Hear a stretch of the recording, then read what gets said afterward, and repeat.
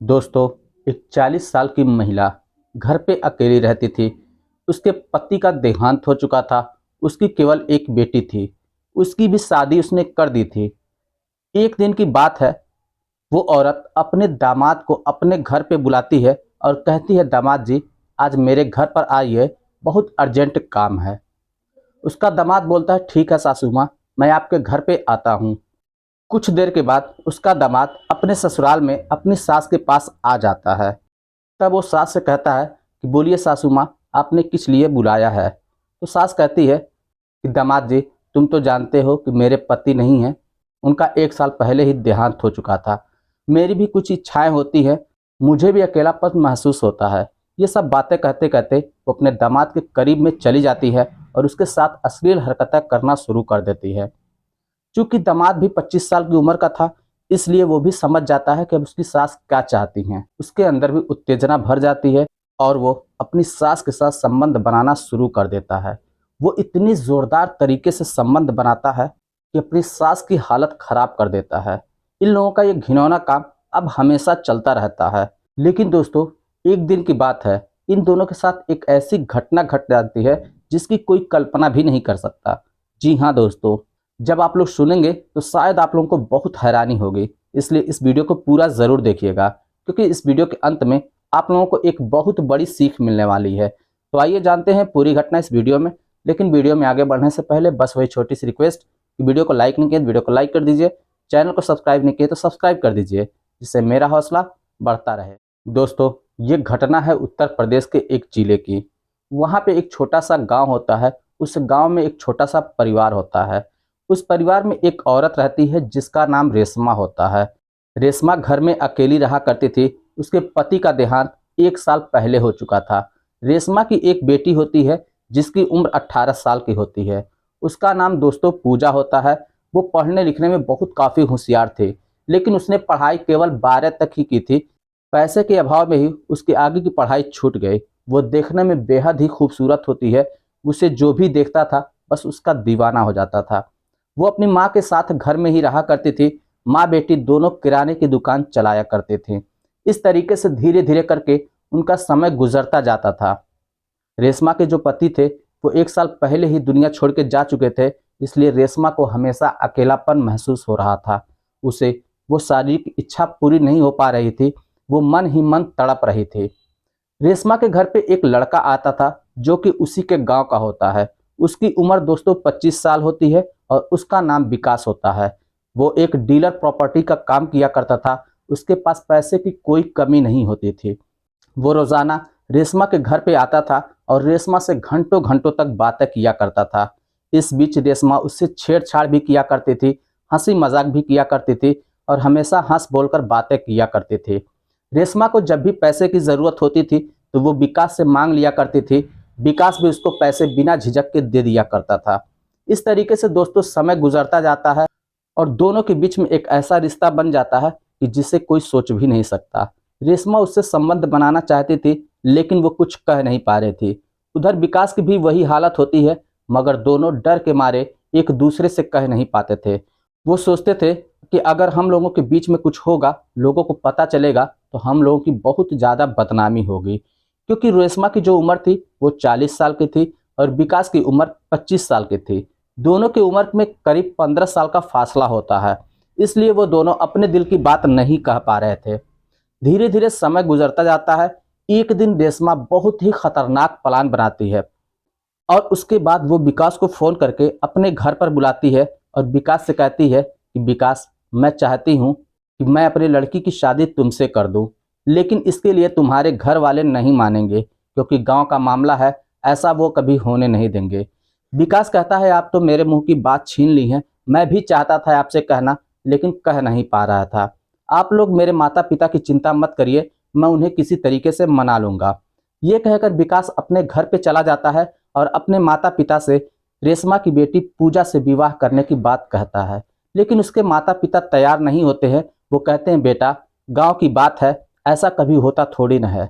इस तरीके से हम तुम्हारा विवाह नहीं कर सकते। लेकिन विकास अपनी माता पिता को बार बार जब समझाता है तो उसके माता पिता तैयार हो जाते हैं। अब दोनों की शादी तय हो जाती है। करीब 2 महीने का समय होता है। 2 महीने के बाद दोनों की शादी हो जाती है। पूजा विदा होकर विकास के घर पे चली जाती है और वहाँ पे हंसी खुशी से अपने पति के साथ जिंदगी व्यतीत करना शुरू कर देती है। पूजा एक ईमानदार लड़की होती है। वो हर तरह से चाहती थी कि वो अपने पति को खुश रखे, इसलिए वो अपने पति की हर इच्छा को पूरी कर दिया करती थी। वो चाहती थी कि उसके पति कभी भी उससे नाराज ना हो। इस तरीके से दोस्तों करीब 2 महीने का समय और गुजर जाता है। एक दिन रेशमा अपने दामाद के पास फोन करती है और कहती है, दामाद जी आप मेरे घर तुरंत आइए, कुछ अर्जेंट काम है। उधर से विकास कहता है, ठीक है सासू माँ, मैं जल्द ही आपके घर पे आ रहा हूँ। थोड़ा समय बीतता है, विकास अपने ससुराल रेशमा के पास पहुँच जाता है। तब वो रेशमा से कहता है, बोलिए सासू माँ क्या बात है, किस लिए आपने मुझे बुलाया है। तो रेशमा कहती है कि बैठो, पानी वानी पियो। और उसके बाद रेशमा उससे बातें करना शुरू कर देती है। कहती है कि जानते हो मेरे पति हैं नहीं, करीब 1 साल का समय गुजर गया था, मेरी तन्हाइयाँ दूर नहीं हो रही थी, मुझे अच्छा नहीं लग रहा था, मुझे अंदर से बेचैनी हो रही थी, मुझे भी किसी के साथ की ज़रूरत है। मेरी भी कुछ इच्छाएं होती हैं जो मैं पूरा करना चाहती हूँ, मगर मैं कर नहीं पा रही हूँ। अगर तुम बुरा ना मानो तो क्या तुम मेरे साथ एक रात बिता सकते हो। इस पर विकास कहता है, आप ये क्या बात कर रही हैं, ये बात तो मैं पहले भी सोचता था जब आपकी बेटी से विवाह नहीं हुआ था, मैं भी आपको चाहता ही था, बस इसी बात का इंतज़ार कर रहा था। खैर अगर आप चाहती हैं तो मैं तैयार हूँ, मुझे कोई दिक्कत नहीं है। विकास अब वहीं पे ठहर जाता है। रात होती है, दोनों खाना खाते हैं। खाना खाने के बाद फिर बेड पर चले जाते हैं। दोनों बेड पर कुछ देर तक बातें करते रहते हैं। उसके बाद रेशमा विकास के साथ कुछ अश्लील हरकतें करना शुरू कर देती है। विकास भी उसके साथ अश्लील हरकतें करना शुरू कर देता है। धीरे धीरे दोनों के अंतर उत्तेजना बढ़ जाती है और दोनों फिर शारीरिक संबंध बनाना शुरू कर देते हैं। विकास अपनी सास के साथ इतनी जोरदार तरीके से संबंध बनाता है कि वो अपनी सास की हालत खराब कर देता है। लेकिन अब उसकी सास को भी चरम सुख का आनंद हो रहा था। वो विकास का भरपूर साथ दे रही थी। करीब 2 घंटे तक संबंध बनाने के बाद जब दोनों थक जाते हैं तो फिर दोनों वहीं पर लेट जाते हैं। उसके बाद जब सुबह होती है तो विकास घर जाने की बात कहता है तो रेशमा कहती है, ठीक है घर पे जाओ, लेकिन जब भी मैं बुलाऊंगी तो तुम मेरे घर पे ज़रूर चले आना। इस पर विकास कहता है, ठीक है सासू माँ, मैं ज़रूर आऊँगा। विकास फिर अपने घर पे चला जाता है। अब जब भी रेशमा को ज़रूरत होती थी तो अपने दामाद को फ़ोन करती थी। उसका दामाद यानी विकास इसके घर पे आ जाया करता था और ये दोनों लोग संबंध बनाया करते थे। करीब 1 महीने का समय गुजरता है तो उधर पूजा को शक होना शुरू हो जाता है कि मेरे पति बिना बताए कहाँ पे चले जा रहे हैं, कुछ पता नहीं चल पा रहा है। एक दिन फिर विकास अपनी पत्नी पूजा से कहता है कि मैं कुछ ज़रूरी काम से जा रहा हूँ, मैं कुछ देर के बाद फिर वापस चला आऊँगा। ये कहकर अपने घर से विकास अपने ससुराल की तरफ चला आता है। पूजा भी पीछे पीछे होकर चली आती है। जब देखती है उसका पति ससुराल में गया है तो वो गेट पर आकर सोचती है कि दरवाज़ा खटखटाएं। देखती है दरवाज़ा अंदर से बंद है तो पड़ोसी का दरवाज़ा खटखटाती है। पड़ोसी दरवाज़ा खोलता है और उसके घर के रास्ते छत पर पहुंच जाती है। छत पे जाने के बाद फिर वो अपने छत पर आ जाती है। छत से उतरकर फिर सीढ़ियों से कमरे के दरवाजे के पास आ जाती है और देखती है कि उसकी माँ के कमरे से अजीब अजीब सी आवाज़ें आ रही थी। अब उसके पैरों तले से ज़मीन खिसक जाती है। वो सोचने लगती है कि आखिर अंदर ऐसा क्या हो रहा है। तब वो दरवाज़ा खटखटाती है। अंदर दोनों विकास और रेशमा दोनों हड़बड़ा जाते हैं और जल्दी जल्दी अपने कपड़े को पहनते हैं। फिर उसके बाद रेशमा दरवाज़ा खोलती है। जब सामने अपनी बेटी को देखती है तो वो हैरान हो जाती है। उसके पैरों तले से ज़मीन खिसक जाती है।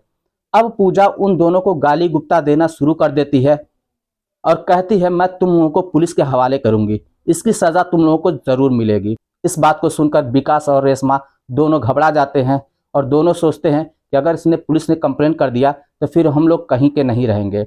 वो दोनों मिलकर प्लान बनाते हैं कि क्यों ना पूजा को मार ही दिया जाए, इस तरीके से रास्ते का कांटा भी हट जाएगा। विकास और रेशमा पूजा का गला दबाकर हत्या कर देते हैं और उसको एक पास वाली नदी में ही फेंक देते हैं। धीरे धीरे समय गुजरता जाता है। करीब 1 महीने का समय गुजर जाता है। तब पूजा के ससुराल वाले अपनी बहू को खोजना शुरू कर देते हैं। वो अपने बेटे से भी पूछते हैं लेकिन उनका बेटा भी कुछ सही जवाब नहीं देता।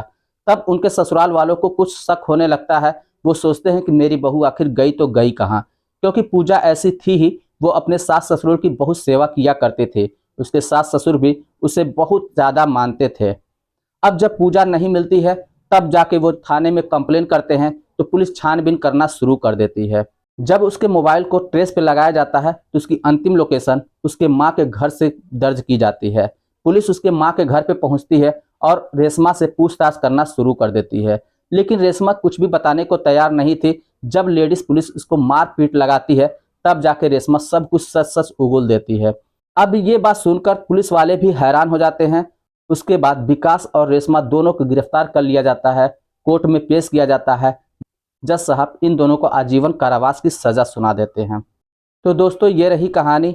इस कहानी को सुनाने का मतलब किसी के दिल को ठेस पहुंचाना नहीं था, किसी के भावनाओं के साथ खिलवाड़ करना नहीं था।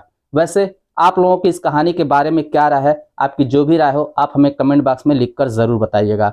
चलिए फिर मिलते हैं नेक्स्ट वीडियो में, तब तक के लिए जय हिंद।